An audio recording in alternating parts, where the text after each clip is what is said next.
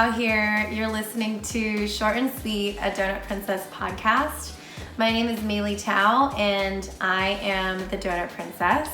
I'm here to kind of spit some knowledge on the things that I'm currently dealing with as I am running a business, and just want to give you guys some tips and tricks and things that I think that would be beneficial for you to hear on your daily commute or whatever it may be. So one of the things that I've always asked is just please subscribe and leave a comment. Let me know what I sound like if this is helpful, what topics that we would like to discuss, and that way I can get a feel for how this can benefit you.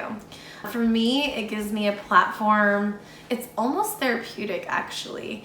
It gives me a platform where I can talk about the things that matter to me and that can actually give you guys some advice, some stepping stones in your life. So this is actually a lot of fun for me now. It used to be very terrifying. So today, what I want to talk about is the list of things to do. And when you look at a to-do list, it is seriously so daunting sometimes, because as a business owner, you have to really make sure you cover all your bases, and even then, sometimes things will still go wrong. So for me, I have a running to-do list for every day of every week. And it might be really hard to kind of say, yeah, at the end of the day, I finished all the things on my list, because the minute I finish that list, another one will occur. So today's episode is really about being realistic about the types of goals and things to do that you put on your list every day, and to make sure that you set time apart for yourself so that you don't really go crazy. So I had a female business owner reach out to me. Her name is Grace, owner of Vito's Pizza, and soon to be, she's opening up her own coffee shop. And she reached out to me on Instagram, and she said, hey, I really admire what you do. I'm just having some trouble with, maintaining the space of being at the restaurant and then handling everything else.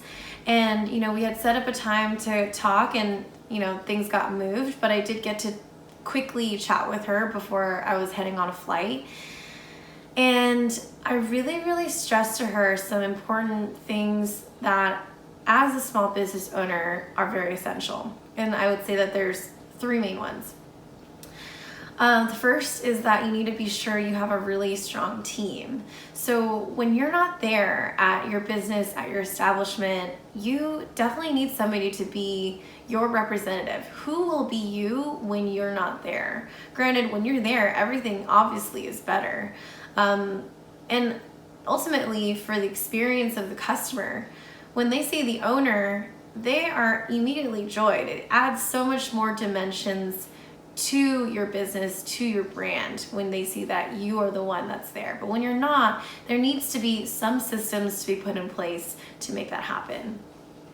And so the second thing is a really supportive community who understands that. So on top of having a really strong team, a supportive community that understands what you do, how stressed out you might be, and are just there as a support. So for me, those are my friends. Those are the people who are also in the industry or have nothing to do with the industry, but they know that, there's always a lot on my plate, and they definitely understand. And the third thing is set realistic to-do list and goals. So again, this episode is going to be about that long to-do list, and sometimes, and these are the things that Grace actually brought up to me. She's like, I feel really guilty when I'm not working at there and when I miss things. And I said, well, guilty is an emotion. It has nothing to do with what's workable. So when setting your to-do list, there's only so many hours in the day. What I do is I use my Google Calendar or my iCal.